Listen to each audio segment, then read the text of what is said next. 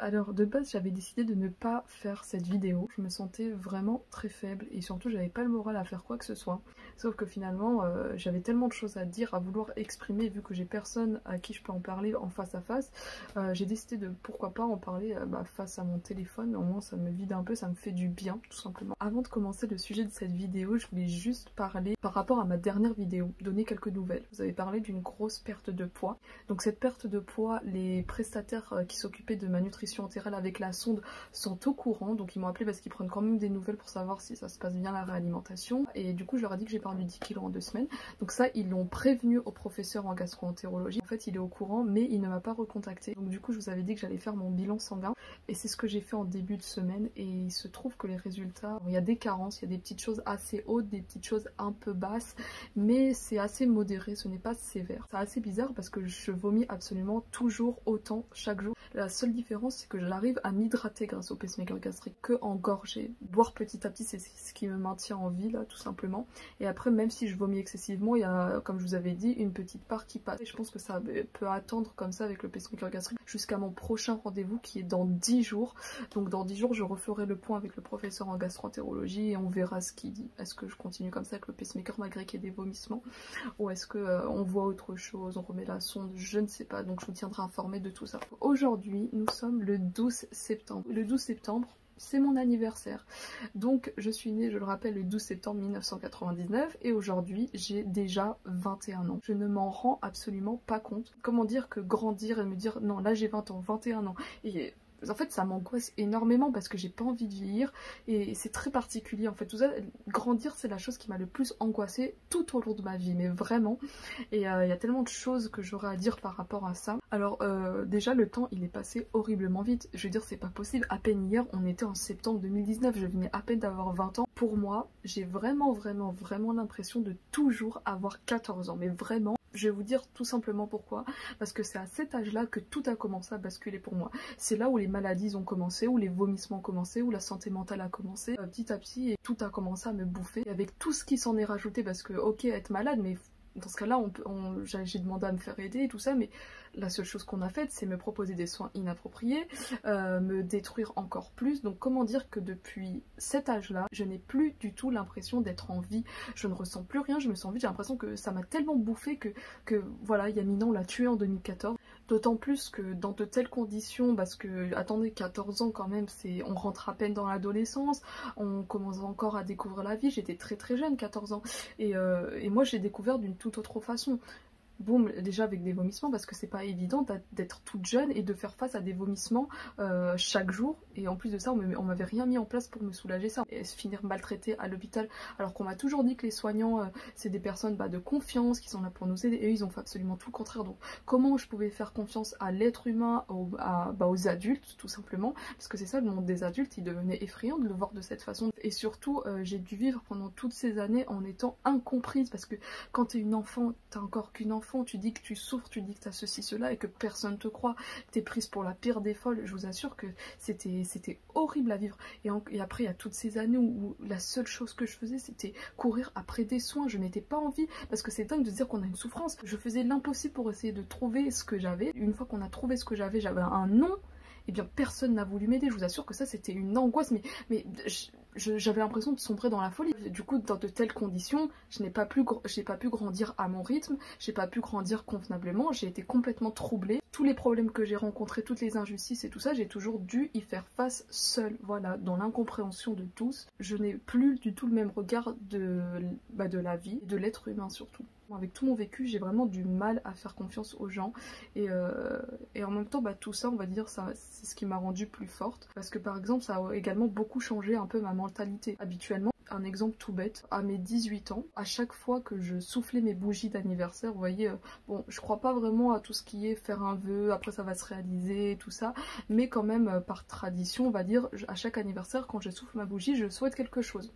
Allez, dans l'espoir que ça se réalise. Du coup, à chaque bougie que je soufflais, je ne souhaitais qu'une seule chose, que je meure. Voilà, je me disais, c'est plus possible, j'ai pas envie de continuer une autre année comme ça, je veux juste que ça s'arrête, faites que je meure.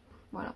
Et bordel, à chaque fois que j'avais les larmes aux yeux et je me retenais de pleurer. Et les autres, ils sont ouais, bravo, ils soufflent parce qu'ils applaudissent, alors que moi, je viens de souhaiter ma mort. Bien sûr, dans ma tête, hein, personne ne sait ça. En fait, ça dépend. Par exemple, des fois, je souhaitais que je guérisse. Des fois, je disais, allez, faites que cette année, j'ai enfin les bons soins, que ça se passe bien, qu'enfin on fasse quelque chose pour moi. Après, quand je voyais que ça changeait rien, chaque année c'était la même, finalement, je me disais, allez, je veux que ça s'arrête, c'est bon, j'ai plus envie de continuer une autre année. À quoi ça rime tout ça? À quoi ça rime de recommencer une nouvelle année s'il n'y a pas de nouveau départ, si c'est toujours la même routine, si c'est un cercle vicieux en fait. Je me dis ouais, cette année ça va changer, mais en fait non, cette année c'est toujours la même chose, vomir, souffrir, être H24 à la maison ou à l'hôpital à être maltraité, et pour au final quoi? Parce que ça ne va pas changer, pour moi c'est bon, j'avais perdu tout espoir d'être aidée. Et vous savez, il y a aussi un autre petit truc qui m'a énormément marqué, c'était par exemple à l'époque, ça m'angoissait énormément d'avoir 18 ans. Je ne voulais pas du tout être majeure, parce que pour moi, une fois qu'on est adulte, c'est fini, cette société n'en a rien à foutre de toi. C'est-à-dire que par exemple, les soins faits aux adultes ne seront pas aussi appliqués que pour les soins faits pour les enfants. Enfin, je dis pas que c'est le cas, hein, mais c'est juste une façon que j'avais de penser. Je me disais ça alors que, bien sûr, j'étais une enfant à l'époque où j'ai commencé à être traitée dans les hôpitaux et tout ça, et ça n'a rien changé. J'étais pas bien traitée qu'en étant une adulte ou une enfant, mais je pensais qu'en passant à l'âge adulte, c'était mes espoirs d'être guérie, mes espoirs d'être traitée convenablement allaient être morts tout simplement. Donc je voulais pas avoir 18 ans. Pour moi c'était sûr, j'allais mourir avant 18 ans. Et en plus de ça, vous savez, quand j'allais avoir 18 ans, j'étais suivie par une psychiatre qui était juste horrible, horrible, horrible. Alors c'est la deuxième psychiatre qui me suivait en ambulatoire à l'époque, donc c'était dans un CMP pour enfants. Et moi j'étais hyper angoissée à l'idée d'avoir 18 ans et tout ça. D'ailleurs j'avais personne avec qui en parler de ces angoisses là, à part la psychiatre en question là. Et en plus elle attendait que ça pour se débarrasser de moi. Enfin tout ça pour dire que face au fait que j'allais être majeure, voilà exactement ce qu'elle m'avait dit. Alors maintenant tu vas avoir 18 ans, donc tu devras te débrouiller tout entièrement seul. C'est-à-dire que si tu vas aller dans tel ou tel hôpital, si tu vas avoir tel ou tel soin, c'est à toi de faire toutes les démarches. Alors qu'on est bien d'accord que lorsqu'on doit être hospitalisé dans tel ou tel hôpital, il faut d'abord passer par un médecin obligatoirement qui fasse une demande de quoi tu souffres et pourquoi ton état de santé nécessite une hospitalisation. Et ensuite elle m'a dit que je n'avais plus du tout le droit de ramener mes parents à mes rendez-vous. Alors sachant qu'à l'époque je ne sortais absolument jamais seule. J'avais quand même été diagnostiquée de phobie sociale très sévère. Donc elle a une patiente en face d'elle qui a beaucoup de difficultés et tout, et au lieu de me dire on va t'accompagner pour que tu puisses faire face à tes difficultés et sortir seule, aller à tes rendez-vous seule, te débrouiller seule, voilà, me dire ça comme ça, mais elle m'a dit non, mais non, pas du tout, allez hop, t'as 18 ans, maintenant tu devras te débrouiller seule, ça marche pas comme ça, j'ai besoin d'un accompagnement, c'est pour ça que j'ai eu un suivi avec une psychiatre. À cette époque là j'étais très très mal au fait que j'avais été déscolarisée, je l'acceptais pas bien et tout ça, et en fait j'avais demandé à ce qu'on m'aide, à ce qu'on me, comme ce qui était prévu à l'époque, de me mettre en soins études, et elle m'a dit non c'est fini, ton avenir il est gâché. Elle m'a fait voir ça comme si c'est foutu, maintenant j'ai 18 ans et que mon avenir c'est bon, ça sert plus à rien de vivre. Toutes mes angoisses auxquelles je pensais avaient été confirmées par cette psychiatre en face de moi, mais c'était vraiment, ça m'a marqué d'entendre ça. Ensuite quand j'ai eu 20 ans, donc l'année dernière, ça date encore à peine d'hier, je me suis dit c'est parti, encore une nouvelle année où ce sera la même chose, mais en fait pas du tout. Parce que mon année à 20 ans a été juste un miracle, que j'ai enfin eu ce que je devais avoir depuis 2014, c'est-à-dire des soins appropriés. Tout simplement. Après tout est allé vraiment très très vite.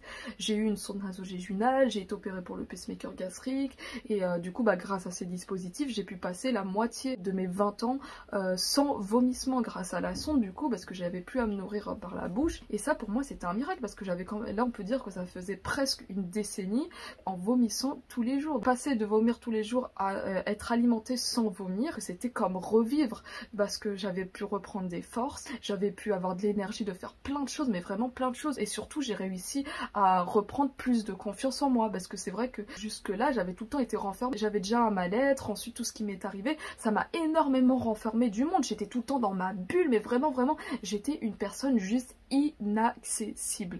Mais vraiment quand tu vois que tout le monde, toutes les catégories, que ce soit adulte, adolescent, enfant, pouvait être horrible, qu'importe qui on était, l'être humain pouvait être horrible. Du coup j'ai préféré complètement m'isoler, me renfermer et ne donner ma confiance à personne. Là enfin j'ai pu rencontrer un docteur qui a réussi à ce que je puisse lui faire confiance, qu'enfin j'ai pu être hospitalisée dans des services où j'ai été traitée convenablement comme une patiente tout simplement. Petit à petit le petit cocon dans lequel je m'étais renfermée, j'ai commencé à l'ouvrir tout doucement et je me suis dit en fait rien n'est perdu, il y a toujours de l'espoir que là ça se passe mieux, et voilà. Donc en plus je me suis ouverte, j'ai réussi à prendre davantage confiance en moi.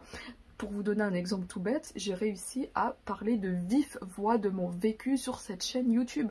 Ça par exemple, à peine il y a 2 ans, c'était juste impensable parce que je détestais qu'on me voit comme ça parler. Enfin, je détestais me filmer, je détestais, enfin, juste me regarder en photo, je haïssais ça. D'ailleurs, il y a beaucoup de personnes à l'époque qui me disaient mais franchement tu devrais en parler sur YouTube et je le faisais pas. Je pense que chaque chose en son temps. À l'époque, je n'étais pas prête à ça, j'avais pas assez confiance en moi. Ça montre déjà que j'ai évolué. Je trouve ça vraiment dommage que m'ait laissé détruite à ce point-là. Bref, voilà, j'arrive à m'assumer davantage et même s'il y aura toujours des personnes qui critiqueront, qui me insulteront gratuitement en plus, parce que les insultes que je reçois c'est toujours t'es moche, ton style est moche et c'est bien fait pour toi, mais alors que les gens ne me connaissent même pas, ils se permettent de dire des choses horribles.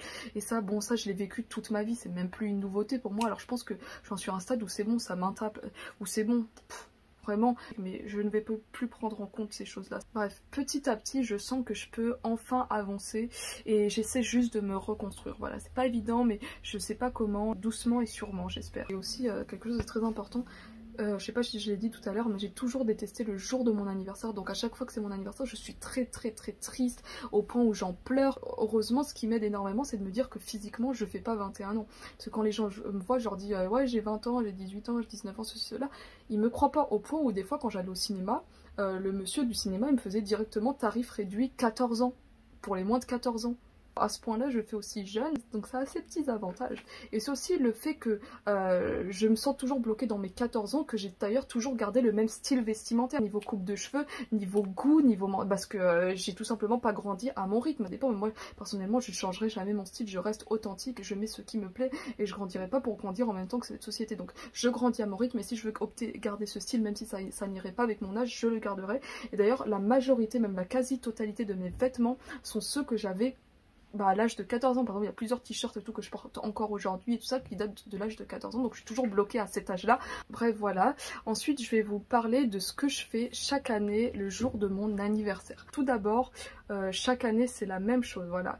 Donc je passe mon anniversaire seulement et uniquement avec ma famille, donc c'est-à-dire mes parents, ma grande sœur et mon petit frère. Il n'y a jamais eu j'invite ceci, cela, il y a des invités qui viennent, non, tout simplement car j'ai personne à inviter. Après on fait pas de fête d'anniversaire, on va pas organiser un événement et ça se passe toujours et exactement de la même façon. Déjà chaque année le jour de mon anniversaire c'est une journée exactement comme une autre, donc c'est à dire que je reste à la maison toute la journée sur mon portable comme les jours d'avant et les jours d'après. Il n'y a rien qui va changer, à part qu'on prend environ 10 minutes de la journée pour fêter l'anniversaire. Donc ce qui se passe c'est qu'en fait quand c'est l'anniversaire de chaque membre de ma famille, on achète toujours le même gâteau à la boulangerie, donc on commande un fraisier et après le jour même on va le chercher et en fait ça on le dit pas. Par exemple il y a 2 mois c'était l'anniversaire de ma soeur, on lui a pas dit ouais on va te commander ton gâteau d'anniversaire et tout ça, non on lui fait la surprise, après on se doute bien parce que chaque année on fait le même gâteau et jusqu'à ce que c'est le moment où on lui dit allez assis-toi à table on va te faire l'anniversaire. Le salon on décore, donc là c'est ma mère à chaque fois qui fait les décos un peu partout dans le salon histoire de faire ambiance anniversaire.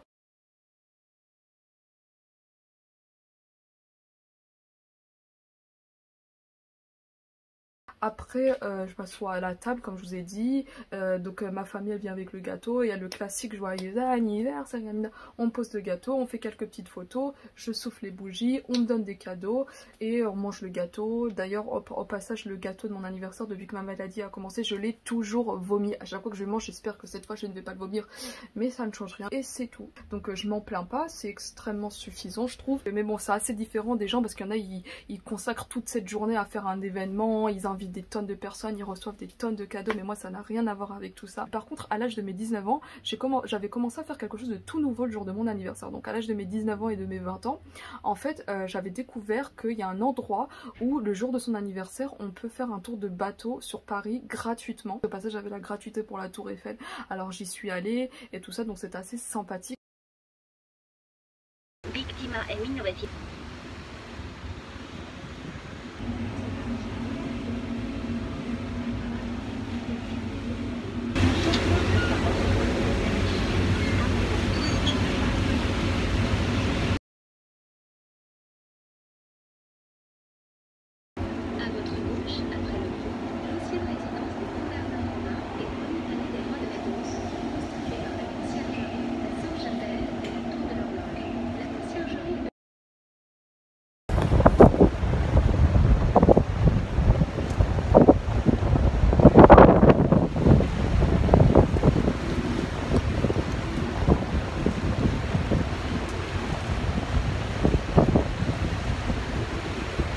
gauche, en face du pont de la Concorde, le Palais Bourbon construit en 1728. C'est aujourd'hui l'Assemblée nationale. Sa façade ressemble à un temple grec. On the left, facing the Pont de Concorde, is the Palais Bourbon, built in 1728. Today, it houses the French Assembly. Its facade resembles a Greek temple. A la izquierda, frente al puente de la Concorde, el Palacio Bourbon, construido en 1728, es hoy la Asamblea Nacional o de los Diputados, cuya fachada se asemeja a un templo griego.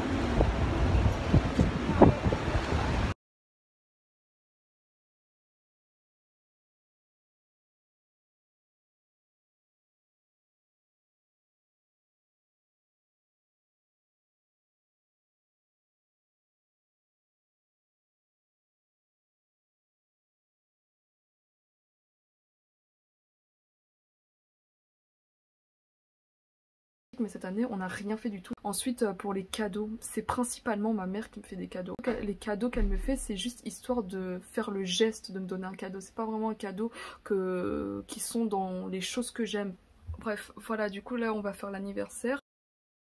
Ensuite, comme je m'y attendais, le gâteau était le même que toutes les autres années.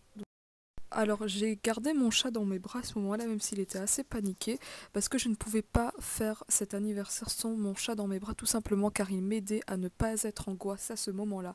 Car je rappelle que tous mes anniversaires avant ça, c'était toujours des moments où j'étais très stressée, où j'étais pas à l'aise, et là la seule raison pour laquelle j'étais en train de sourire à ce moment-là et que je supportais ce moment, c'était parce que mon chat était dans mes bras, donc j'avais vraiment besoin qu'il soit là. Du coup pour les cadeaux, mon père m'a offert un billet de 20 €. Ma soeur m'a proposé de m'acheter un cadeau plus tard et mon frère rien du tout, et ma mère elle m'a offert un parfum malgré que je ne mets absolument jamais de parfum, et un sac à main alors que je déteste les sacs à main, mais bon pour moi c'est vraiment le geste qui compte.